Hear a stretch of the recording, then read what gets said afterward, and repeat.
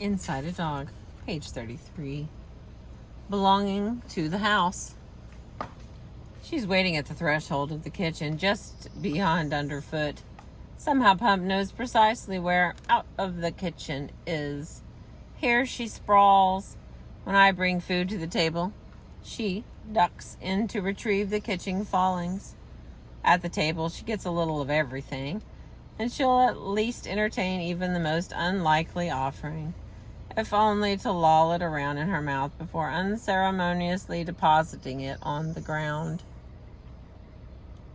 She does not like raisins, nor tomatoes. She'll suffer a grape if she manages to split it into juicy halves with her side teeth, then deliberately, as though managing a very big or tough object, and masticating it. All carrots' ends are for her. She takes the stems of broccoli and asparagus and holds them gently, gazing at me before a moment, as if determining if anything else is coming before walking to the rug to settle down for a gnaw. Dog training books often insist that a dog is an animal. This is true, but is not the whole truth. The dog is an animal domesticated, a word that grew from a root form meaning belonging to the house. Dogs are animals who belong around houses. Domestication is a variation of the process of evolution, where the selector has been not just natural forces, but human ones, eventually intent on bringing dogs inside their homes. To understand what the dog is about, we have to understand from where he came. As a member of the Canine family, all of whose members are called canids, the domestic dog is still distantly related to coyotes and jackals, dingoes and deholes, foxes, and wild dogs. And there's an asterisk. The asterisk explanation is, not on this list are hyenas, dog-sized and shaped with erect German Shepherd-like ears, and prone to howl and vocalize like many garrulous canids. Hyenas are in some way dog-like, but are not in fact canids. They are carnivores, more closely related to mongooses and cats than to dogs. But he arose from just one ancient canine line. But he arose from just one ancient Canidae line, animals most likely resembling the contemporary gray wolf. When I see Pumpernickel delicately spit out a raisin, though I am not reminded of the stark images of wolves in Wyoming downing a moose and yanking it apart. The second asterisk. Raisins and grapes are now suspected of being toxic to some dogs, even in small amounts, though the mechanism of toxicity is unknown, leading me to wonder whether Pump was instinctively averse to raisins.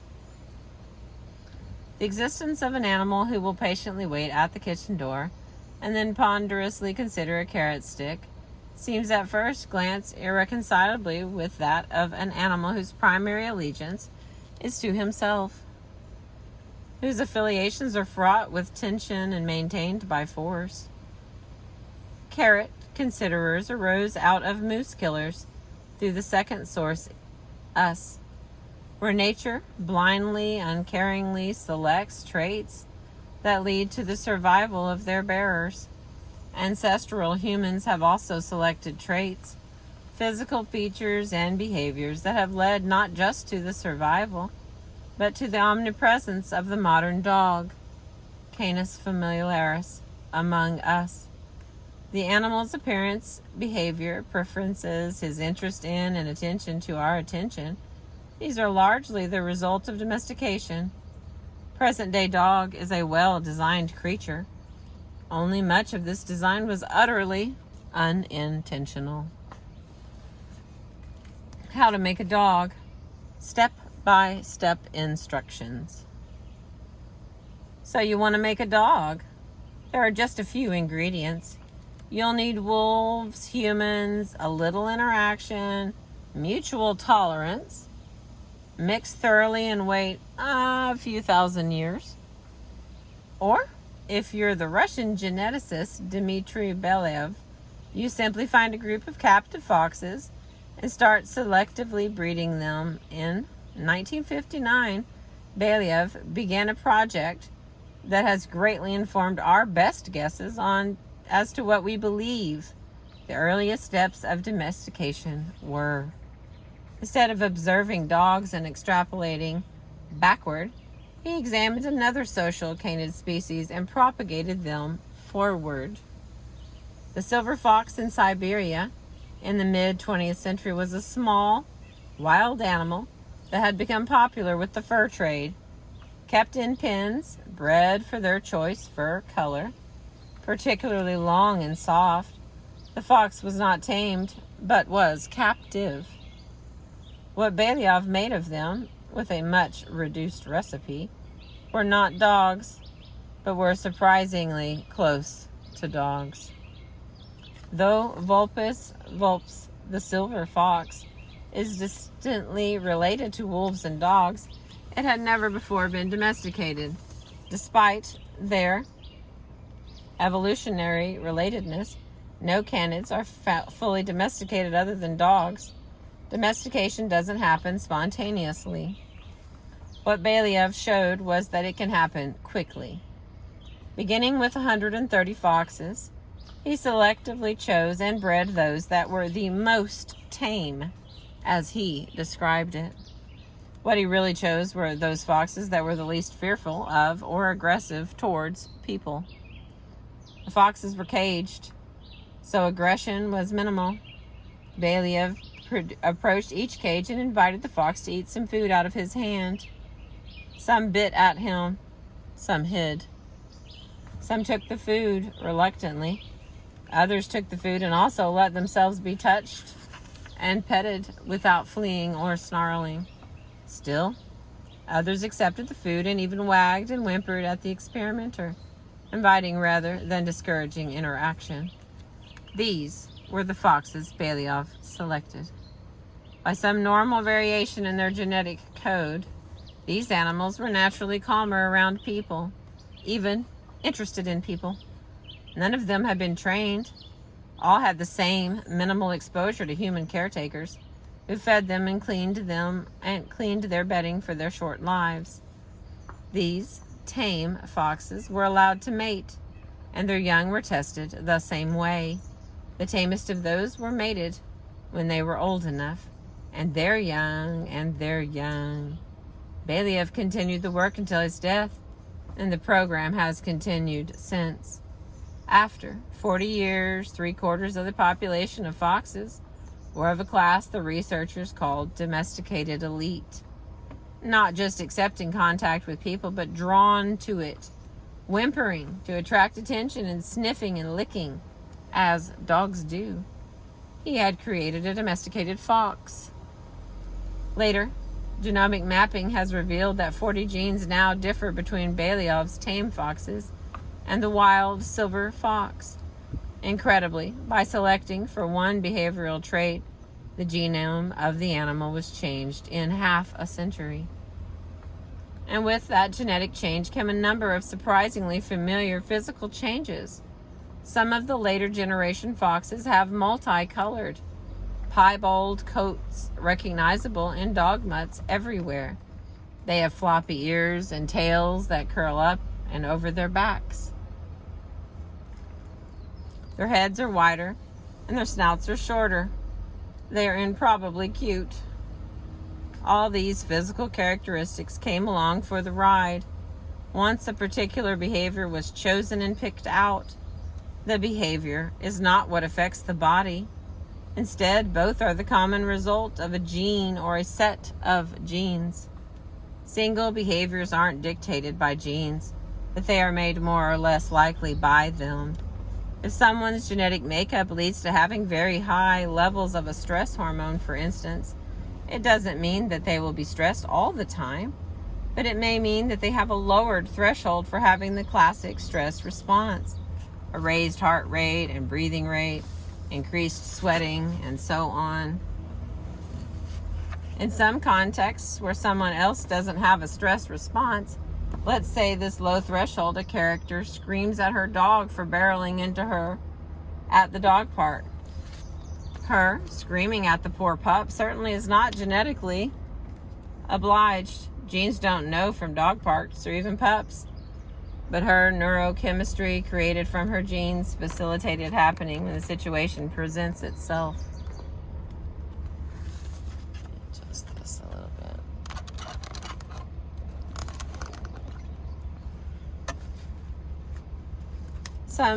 So too with the dog-like foxes. Given what genes do, another asterisk. What some genes do is regulate the formation of proteins that assign cells their roles. When, where, and in what environment a cell develops all contribute to the result. Thus, the path from a gene to the emergence of a physical trait or a behavior is more than one might initially think, with room for modifications along the way. Given what genes do, even a small change in a gene could change the likelihood of both certain behaviors and certain forms of physical appearance. Believ's foxes show that a few simple developmental differences can have a wide-ranging effect. For instance, his foxes open their eyes earlier and show their first fear responses later, more like dogs than like wild foxes. This gives them a longer, early window for bonding with a caretaker, such as a human experimenter in Siberia. They play with each other even when they reach adulthood, perhaps allowing for longer and more complex socialization. It is worth noting that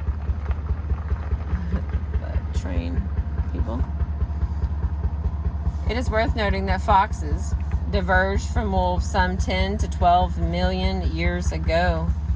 Yet in 40 years of selection, they look domesticated. The same perhaps could happen with other carnivores we take under our wing and inside our houses.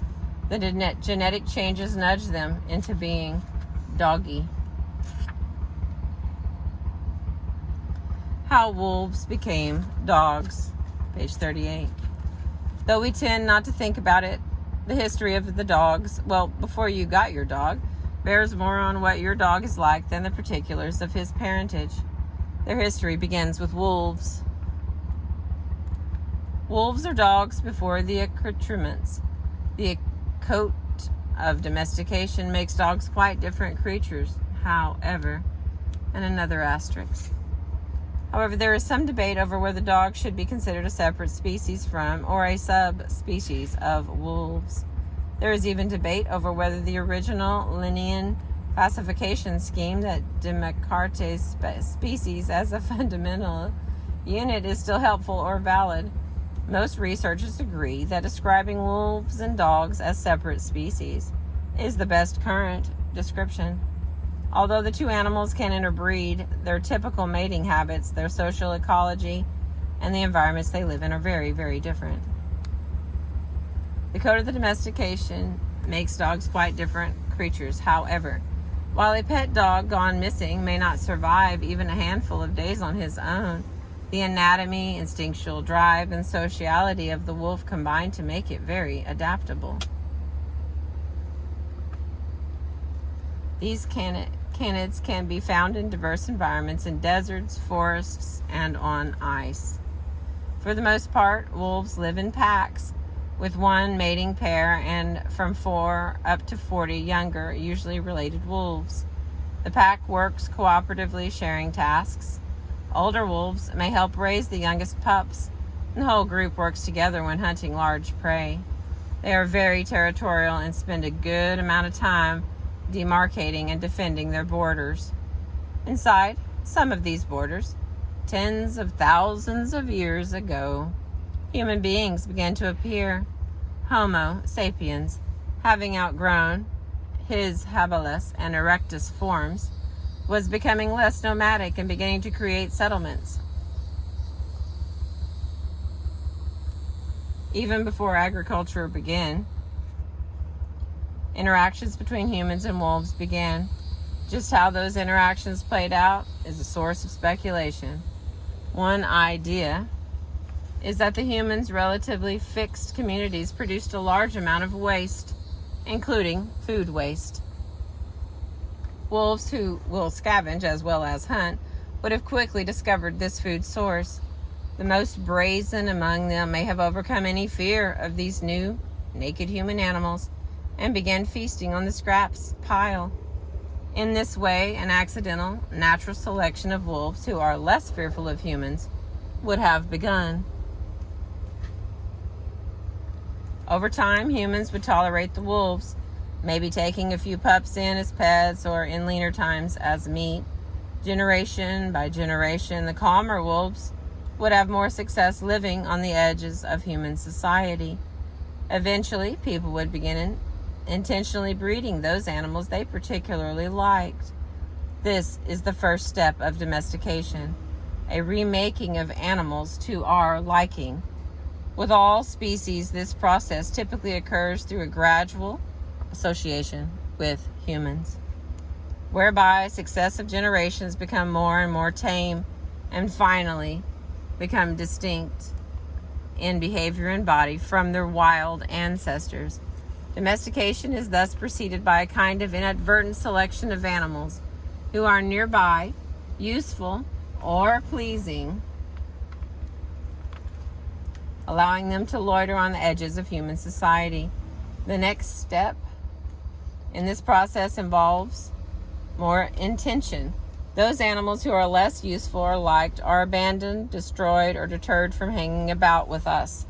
In this way, we select those animals who more easily submit to our breeding of them. Finally, and most familiar, domestication involves breeding animals for specific characteristics. Archaeological evidence dates the first domesticated wolf come dog at 10,000 to 14,000 years ago. Dog remains have been found in trash heaps, suggesting their use as food or property. And in grave sites, their skeletons curled up beside human skeletons. Most researchers think dogs began to associate with us even earlier, maybe many tens of thousands of years ago. There is genetic evidence in the form of mitochondrial DNA samples of a subtle split as long as 145,000 years ago between pure wolves and those that were to become dogs. We could call the latter wolves proto-domesticators, since they had themselves changed behaviorally in ways that would later encourage human interest or merely tolerance for them. By the time humans came along, they might have been ripe for domesticating. The wolves taken up by humans were probably less hunters than scavengers, less dominant and smaller than alpha wolves, and tamer, and some less wolfy.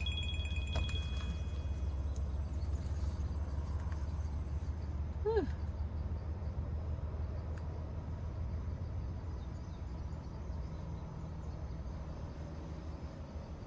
Thus, early in the development of ancient civilizations, thousands of years before domesticating any other animals, humans took this one animal with them inside the walls of their fledgling villages. These vanguard dogs would not be mistaken as members of one of the hundreds of currently recognized dog breeds. The short stature of the dachshund and the flattened nose of the pug, these are the results of selective breeding by humans much later. Most dog breeds we're recognized today have only been developed in the last few hundred years. But these early dogs would have inherited the social skills and curiosity of their wolf ancestors, and would then have applied them toward cooperating with and appeasing humans as much as towards each other. They lost some of their tendency toward pack behavior. Scavengers don't need the proclivity to hunt together, nor is any hierarchy relevant when you might live and eat on your own. They were sociable, but not in a social hierarchy. The change from wolf to dog was striking in its speed. Humans took nearly 2 million years to morph from Homo habilis to Homo sapiens, but the wolf leapfrogged into dogness in a fraction of the time. Domestication mirrors what nature, through natural selection, does over hundreds of generations, kind of artificial selection that hurries up the clock.